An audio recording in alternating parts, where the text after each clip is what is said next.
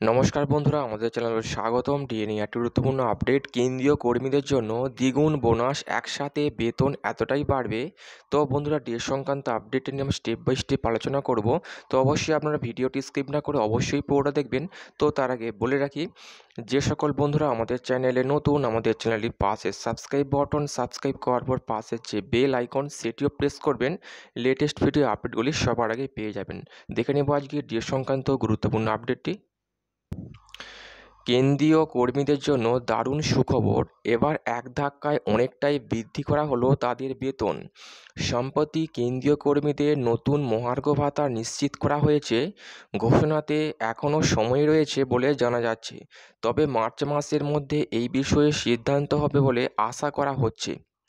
March মাসে শুধুমাত্র মহার্ঘ ভাতা নিয়ে এই সিদ্ধান্ত থেমে থাকবে না। মনে করা হচ্ছে মহার্ঘ ভাতা বৃদ্ধির পরে এবারে তাদের জন্য অপেক্ষা করছে আরও একটি সুখবর। প্রকৃতপক্ষে কর্মীদের বাড়ি ভাড়া ভাতা নিশ্চিত করা হয়েছে। এবারে তারা 50% মহার্ঘ ভাতার পাশাপাশি 30% পর্যন্ত বাড়ি ভাড়া ভাতা পেতে পারেন।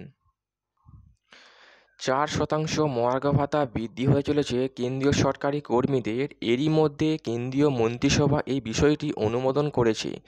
এই পরিস্থিতিতে কেন্দ্রীয় কর্মীদের মহার্ঘ ভাতা 50% হয় বলে জানা গিয়েছে। 1 জানুয়ারি 2024 থেকে এই সিদ্ধান্ত বাস্তবায়িত হবে।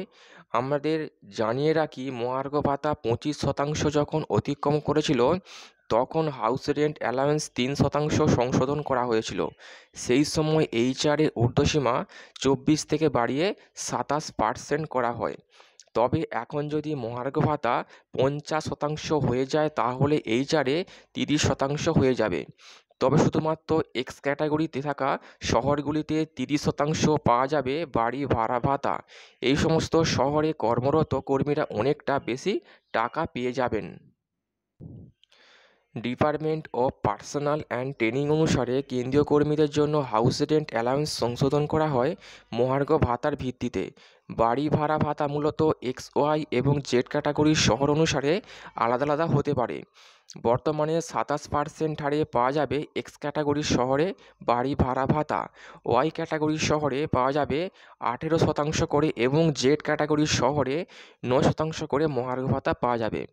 তো বন্ধুরা, এই ছিল ডিএ সংক্রান্ত গুরুত্বপূর্ণ আপডেট। কেমন লাগলো কমেন্ট করবেন, লাইক করতে ভুলবেন না। ডিএ সংক্রান্ত পরবর্তী আপডেট পাওয়ার জন্য আমাদের চ্যানেলটি সাবস্ক্রাইব করে রাখবেন। থ্যাংক ইউ বন্ধুরা ভিডিওটি দেখার জন্য।